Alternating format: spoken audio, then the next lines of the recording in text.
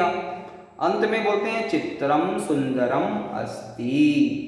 चित्रम माने पिक्चर, कोई drawing picture है, तो बोलते हैं कि चित्रम नपुंसकलिंग का शब्द है यह, तो बनेगा चित्रम चित्रे चित्राणि, भवनम भवने भवनानि, उपवनम उपवने उपवनानि, जलम जले जलानि, सुंदरम सुंदरे सुंदराणि। तो सीधे बना चित्रम चित्रे चित्राणि, चित्र शब्द का बहुवचन बना चित्राणि। सुंदर शब्द का बन गया सुंदराणि, जैसे सुंदरम सुंदरे सुंदराणि नपुंसकलिंग का शब्द बन गया। अस्ति का संति, तो बन गया चित्राणि सुंदराणि संति। चित्राणि सुंदराणि संति, इसमें दोनों में ही ऋकार रहेगा, चित्राणि में भी ऋ रहेगा और सुंदराणि शब्द में भी ऋकार रहेगा, तो चित्राणि सुंदराणि संति ऐसा वाक्य बना। अब इसके बाद उचित मेलनम कुरुत, अगला क्रम आता है, वर्ग आता है कि मिलान करिए सही शब्दों के वर्ग का। पहला दिया हुआ है अकारांत पुल्लिंग शब्द कौन कौन से हैं, तो अज शब्द, गज शब्द और नर शब्द क्या अकारांत पुल्लिंगवाची हैं, हरस्व अकारांत। ज में भी अ है और नर में भी र में भी अ है, तो हरस्व अकारांत पुल्लिंग शब्द हैं। अंत में बोलते हैं अकारांत स्त्रीलिंग यानी दीर्घ आकारांत स्त्रीलिंग वाले शब्द कौन कौन से हैं, तो वह है लता, छात्रा और शिक्षिका, क्योंकि दोनों में ही त पर आ की मात्रा, छात्रा में त्र पर आ की मात्रा, शिक्षिका में क पर आ की मात्रा लगी हुई है, और तीनों ही शब्द स्त्री का ही बोध कराने वाले शब्द हैं, तो अकारांत स्त्रीलिंग शब्दाः हैं। उकारांत पुल्लिंग शब्दाः कौन कौन से ह्रस्व उकारांत, उकारांत ह्रस्व पुल्लिंग शब्द हैं गुरु, भानु और साधु।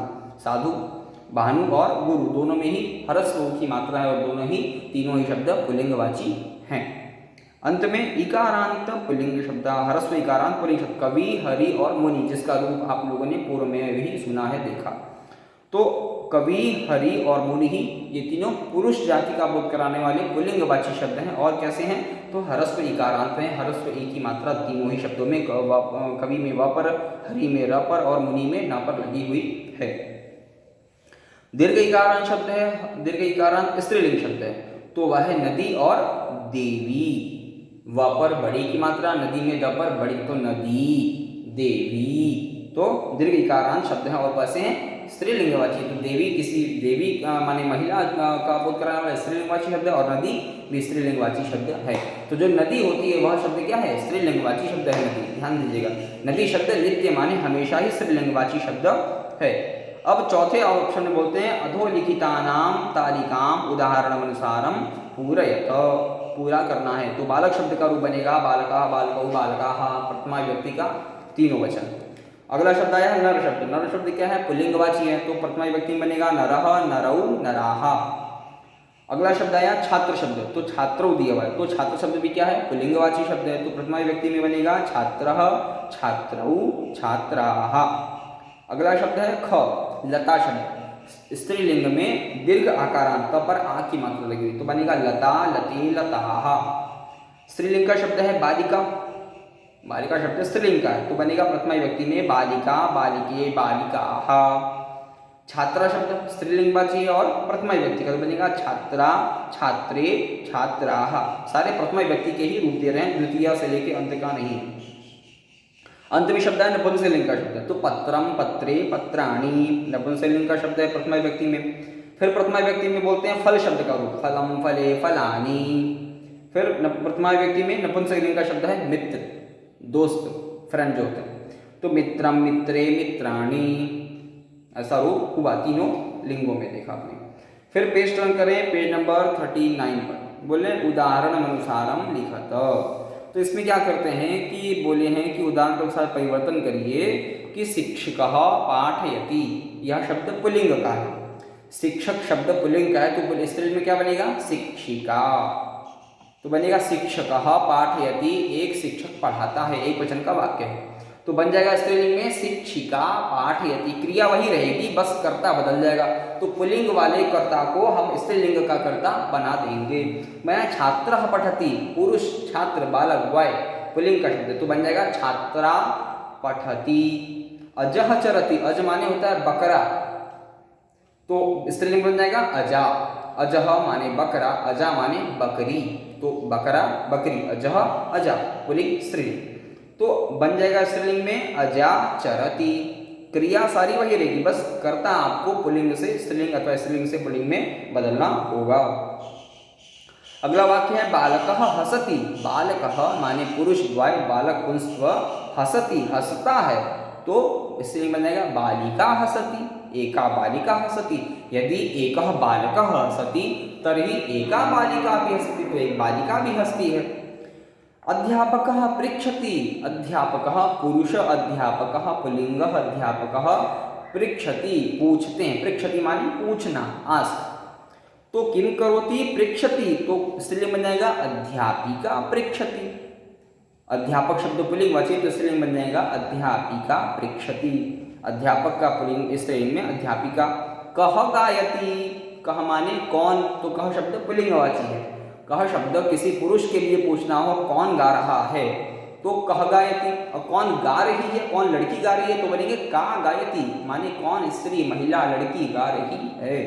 तो कह गायति कौन लड़का कौन पुरुष व्यक्ति गा रहा है, तो इसका स्त्रीलिंग बन जाएगा कौन लड़की गा रही है, तो बोलेंगे का गायति, कौन लड़की कौन महिला कौन स्त्री गा रही है, तो गायति शब्द एक वचन का। अगला एषः धावति। एषः पुरुषः, बालकः, रामः, देवः, छात्रः, बालकः जो भी पुल्लिंग में हो तो धावति माने दौड़ता है, रनिंग करता है, तो एषः धावति। एषः शब्द का हिंदी अर्थ होता है यह, दिस के लिए एषः शब्द का प्रयोग करते हैं पुल्लिंग में। तो एषः धावति स्त्रीलिंग में क्या बन जाएगा एषा, स्त्री स्त्रीलिंगवाची लड़की।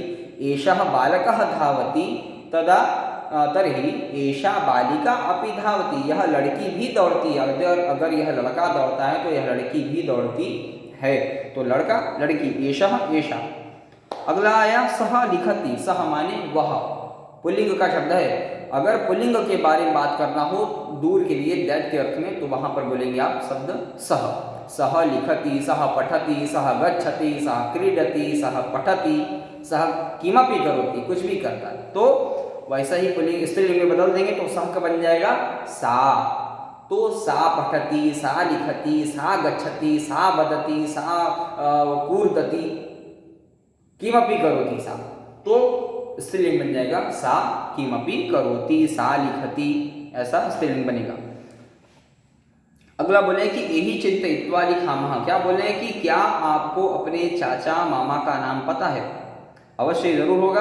तो उनके नाम का अंतिम अक्षर क्या है पाठ में पढ़ें उस किस शब्द के अनुसार उनके नाम का रूप चलेगा। तो यह पूछ रहे हैं कि जो आपके फैमिली मेंबर्स में चाचा हैं, मामा हैं और भी जो अन्य लोग हैं, तो उन सभी का आप नाम लिखिए या स्मरण कीजिए, याद करिए। तो उनका जो नाम होगा, जो भी कुछ नाम होगा, तो उनके नाम के अंत में देखिए कि उनका नाम इकारांत है, उकारांत है, ऋकारांत है, कौन से अंत वाला उनका शब्द है, नाम है। और उसमें भी ह्रस्व इकारांत है या दीर्घ, ह्रस्व आकारांत है या दीर्घ आकारांत, ह्रस्व उकारांत है या दीर्घ उकारांत। तो इन सारे शब्दों को आप अगर देखेंगे, एक उदाहरण दिया जा रहा है आपको कि आप ऐसा करके भी पहचान सकते हैं, ऐसा करना चाहिए। अगला परस्परम परस्पर चर्चां कूर्मः। परस्पर अपने आपस में चर्चा करिए। क्या? तो बोले कि संस्कृत में वाक्य लिखे जाते हैं कैसे? बालका एक वचन का बोलना है तो बालकः पठति, पुल्लिंग बन गया, एक बालक पढ़ता है। स्त्रीलिंग बनेगा बालिका पठति, एक लड़की पढ़ती है। फलम पतति, एक फल पतति माने गिरता है। इसी को हिंदी में लिखेंगे, बालक पढ़ता है, बालिका पढ़ती है, फल गिरता है, यह अर्थ हो गया। इसी तरह अंग्रेजी में क्या कहा जाएगा? द बॉय रीड्स, एक लड़का पढ़ता है, क्योंकि एक वचन का करता है तो एस या ईएस लगा देते हैं, यह सामान्य तौर पर आपको पता ही होगा व्याकरण में, इंग्लिश व्याकरण ग्रामर भाग। अब बोले कि बालिका पठती तो बन जाएगा द गर्ल रीड्स, गर्ल पढ़ती क्योंकि एक वचन का करता है, और तो इस नाते यहाँ पर एस या एस का प्रयोग तो रीड्स बन गया, नहीं तो रीड होता अगर बहुवचन का करता हो तब। अगला बोले द फ्रूट फॉल्स, एक फल गिरता है तो यह भी एक वचन का करता है क्योंकि फल गिरने काम कर रहा है, तो एक वचन है तो फॉल्स हो गया, गिरता है। बोले इन तीन भाषाओं में आप किस किस तरह की भिन्नता पाते हैं, चर्चा करिए। यानी कि यह समझना है कि आप कोई भी वाक्य हिंदी में बोलते हो या अंग्रेजी में बोलते हो तो वह हिंदी में या फिर संस्कृत में कैसे लिखा जाएगा, कैसे पढ़ा जाएगा, यह आप खुद से समझिए या फिर अपने आपसी सहपाठियों से, क्लासमेट से इस बात पर आप चर्चा करिए, आप प्रश्न करिए कि ये बताओ अगर ये वाक्य संस्कृत का है तो इसका हिंदी में क्या सही वाक्य बनेगा, इंग्लिश में क्या बनेगा, अगर यह वाक्य इंग्लिश का है तो इसको संस्कृत में कैसे लिखा जाएगा, कैसे बोला जाएगा। तो ये भाषा को और सुसज्जित करने के लिए, समझने के लिए यह आपको विकल्प दिया गया है, जिससे कि आप, अगर आप अंग्रेजी भाषी हो तो आप हिंदी बोलना सीखें, संस्कृत बोलना सीखें। अगर आप हिंदी भाषी हो तो आपको अंग्रेजी भी बोलना है वही बात कहने के लिए, और आपको वही बात कहना हो तो आप संस्कृत में भी उसी बात को कह सकें। तो यह भाषा को सीखने का सबसे सरलतम तरीका है, उपाय है। अब अगले क्रम में देखिए पेज नंबर 40 पर, जब हमारा पाठ अंत में आ चुका है, यह समाप्त होने की स्थिति पर है। बोले भाषा, क्रीड़ा और गतिविधि, इसमें बता रहे हैं कि, बोलते हैं कि मंजूषा से चुनकर स्त्रीलिंग शब्दों को वर्ग में, यानी कि एक वर्ग जो बॉक्स बना हुआ है, पुल्लिंग वाले शब्दों को वृत्त में, वृत्त माने गोलाकार में, वृत्त कहते हैं उसको, और नपुंसकलिंग के शब्द को त्रिभुज के अंतर्गत रखना है, लिखना है। तो नीचे दिए गए कुछ शब्द हैं जिनको आपस में मिक्स कर दिया गया, संजो दिया गया है, लेकिन उन शब्दों को छांट कर अलग अलग करके, तो पुल्लिंग वाले शब्दों को आपको लिखना है वृत्त में, स्त्रीलिंग के शब्दों को लिखना है आयत में, यानी कि वर्ग में, और इसके बाद नपुंसकलिंग के शब्दों को लिखना है त्रिभुज में। यह 3 पार्ट अलग अलग बांट दिए गए। तो इसमें से आप देख लें कि पहला आपका जो शब्द आ रहा है, बोले कि स्त्रीलिंग के शब्दों को वर्ग के अंतर्गत लिखना है। तो स्त्रीलिंग वाले शब्द आपके हो जाएंगे इसमें से शाखा, शिक्षिका, लता और छात्रा, यह 4 शब्द आ जाएंगे, स्त्रीलिंगवाची हैं सारे शब्द, तो यह चले जाएंगे वर्ग में, पहले ऑप्शन में। अब उसके बाद बोले हैं कि पुल्लिंग शब्दों को वृत्त के अंतर्गत रखें। तो पुल्लिंगवाची जो शब्द हैं, जो शब्दों को बोलने से पुरुष जाति का या पुल्लिंग का बोध होता हो, पता चलता हो, तो वह सारे शब्दों को आपको वृत्त में, यानी गोले के अंतर्गत, जो पीत वर्ण का गोला है, वृत्त है, उसके अंतर्गत लिखना है। तो उसमें आपका शब्द आ जाएगा गजः, वानरः, छात्रः, नरः और सिंह, यह सारे शब्द पुल्लिंग के अंतर्गत आते हैं, पुल्लिंगवाची शब्द हैं, तो यह चले जाएंगे वृत्त में, गोले में। अब जो शब्द बचते हैं, क्या कहते हैं, इसमें 3 स्थान, तो 3 शब्द बचेंगे आपके, जो कि हैं शब्द फलम, पत्रम और पुष्पम, यह 3 शब्द आएंगे त्रिभुज के अंतर्गत। क्यों? क्योंकि ये नपुंसकलिंगवाची शब्द हैं, तो यह से आपको यह पता चल पाएगा। अब इसके बाद बोलते हैं अंत में, कियत अद्भुतम, क्या अद्भुत है, कुछ क्या खास है। तो बोलते हैं भारत में संस्कृत भाषा का अद्भुत ज्ञानकोश वेद तब अस्तित्व में आया। अस्तित्व माने किसी के जानकारी में आना, संपर्क में आना, अस्तित्व में आना। तो अस्तित्व में आया था जब संसार के अन्य भागों में सभ्यता का मतलब, सभ्यता माने विकास, मानव विकास का, सभ्यता का विकास का, संस्कृति के विकास का बिल्कुल ही प्रयास नहीं हुआ था। यानी कि अन्य संसार के भूभागों पर, अन्य जो देश हैं इस आज की स्थिति में, तो अन्य स्थानों पर जो लोग रहते थे वो लोग इतने विकसित नहीं हो पाए थे। उसी से उसके बहुत हजारों वर्ष पहले ही हमारी वेदवाणी, जो हमारे वेद हैं, जो हमारे ग्रंथ हैं, वो कई सारी सभ्यताओं को जिंदा कर चुके थे। वह कई सारी सभ्यताओं के कारण थे, मूलभूत थे, यह कहने का इनका तात्पर्य है। तो यह बता रहे कि अद्भुतम, हमारी संस्कृति का, हमारी सभ्यता का क्या खास पहलू है, यह बता रहे हैं। अब जीवन मूल्य में बताते हैं कि इस संसार में सभी समान होते हैं, बेशक उनके रूप, रंग, जाति, धर्म, भाषा, भूषा माने भाषा, तो हम लोग जो बोलते हैं भूषा माने पहनावा, जो हम लोग पहनते हैं, भिन्न हो सकते हैं, होंगे निश्चित रूप से हैं। इसीलिए कभी भी अपने आप को अच्छा न लगने वाला व्यवहार दूसरों के साथ न करें। तो इस जो नीचे वाक्य दिया हुआ है कि आत्मनः प्रतिकूलानि परेशान न समाचरे, इस वाक्य के माध्यम से यह वाक्य आदर्श वाक्य है, बहुत ही आदर्श वाक्य है। आत्मनः प्रतिकूलानि परेशान न समाचरित, यह वाक्य मुख्य रूप से कहा जाए तो यह मनुस्मृति से लिया गया वाक्य है। मनुस्मृति एक धर्म ग्रंथ विशेष है, तो बहुत ही विशेष ग्रंथ है मनुस्मृति, कई सारी बहुत सारी अथाह जानकारियों को देने वाला यह ग्रंथ है। तो मनुष्य में कहते हैं, क्या कहते हैं कि आत्मनः प्रतिकूलानि परेशान न समाचरित, इस वाक्य के माध्यम से कितनी बड़ी सभ्यता को बताया जा रहा है, कितनी बड़ी संस्कृति को सिखाते हैं कि आत्मनः, जो भी कार्य, यानी आपके द्वारा कोई भी ऐसा कार्य कभी भी न किया जाए, आप न करने का प्रयास करें, उन सभी चीज़ों को अपने नियंत्रण में रखें। ऐसे अपने व्यवहार को, कैसा व्यवहार, बोले प्रतिकूलानि, जो कि प्रतिकूल हो, यानी कि दुष्परिणाम दिखाने वाला हो, जो आपको ना अच्छा लगता हो। यानी अगर मान लीजिए कोई व्यक्ति आपसे कुछ ऐसी बातें कहें या कोई कुछ ऐसा व्यवहार करे जो आपको अपने लिए गिल्टी फील कराता हो, गलत महसूस कराता हो, बुरा लगता हो, आपको अच्छा न लगता हो, यानी कि प्रतिकूल। प्रतिकूल शब्द का अर्थ होता है अच्छा न लगने वाला, और जो अच्छा लगे उसको कहते हैं अनुकूल। हाँ, ये तो मेरे अनुकूल है, मैं इसे पहन सकता हूँ, ये मेरे अनुकूल है, मैं इसे खा सकता हूँ। वो मेरे अनुकूल है, मैं उसके साथ रह सकता हूँ। वो मेरे प्रतिकूल है, मैं उसके साथ नहीं रह सकता। यह मेरे प्रतिकूल है, मैं इसे नहीं खा सकता। तो प्रतिकूल जो साथ में सामंजस्य न बैठने वाला, और अनुकूल जिसका सामंजस्य बैठ जाए, जिससे मेल मिलाप किया जा सके। तो प्रतिकूल छट जाने वाला, अनुकूल साथ में मिल जाने वाला।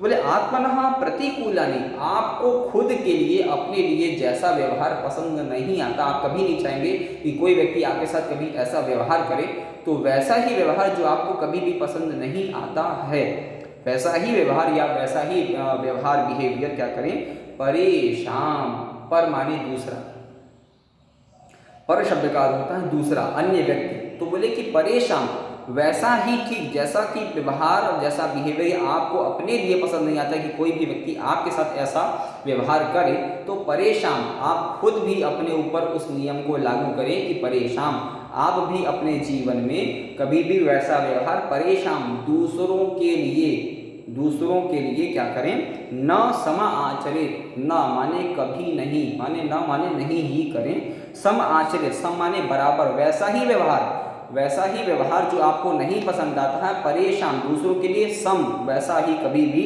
आचरित, आचरण में न लाएं, ऐसा व्यवहारिक, ऐसा बिहेव कभी न करें। तो सम माने वैसा ही, बराबर तुलना, सम माने बराबर, किसी के इक्वल। तो जो व्यवहार आपको पसंद नहीं है, वैसा ही व्यवहार सम, उसी के बराबर आप कभी भी वैसा व्यवहार दूसरों, परेशान, न आचरित, वैसा व्यवहार आचरण नहीं में लाइए, आप आचरित न कीजिए, वैसा बिहेव न करें। यही जीवन का मूल्य होगा। तो इस प्रकार से यह हमारा शब्द रूप प्रयोग लिंगानुसारम, इसमें हम लोगों ने सातों विभक्तियों में वाक्य बनाना सीखा, शब्द रूप याद किए, अकारांत से लेकर के इकारांत, उकारांत, इकारांत पर्यंत शब्द कौन कौन से होते हैं, शब्दों को पहचानना सीखा। कई सारे प्रश्नों के उत्तर देखे हम लोगों ने, शब्दों को पहचाना, और अब इसके बाद एक आदर्श वाक्य से इस पाठ की समाप्ति करते हुए बताया कि जीवन में कभी भी अपने ऐसा व्यवहार को न बनाएं जो दूसरों को पसंद न आता हो, जैसा कि आप कभी भी अपने खुद के लिए पसंद नहीं करना चाहेंगे, या कभी आप ऐसा करना पसंद न करेंगे। तो आज के लिए इतना ही, धन्यवाद। और इसी के साथ आज की पाठ की समाप्ति होती है, और अगले क्रम में हम लोग पढ़ेंगे चैप्टर नंबर 4, सर्वनामानी। तो सर्वनाम, प्रोनाउन को हम लोग अब जानेंगे कि संस्कृत में प्रोनाउन कौन से होते हैं, सर्वनाम कौन से होते हैं। इसी के साथ अगले पाठ में हम लोग मिलेंगे पुनः। धन्यवाद।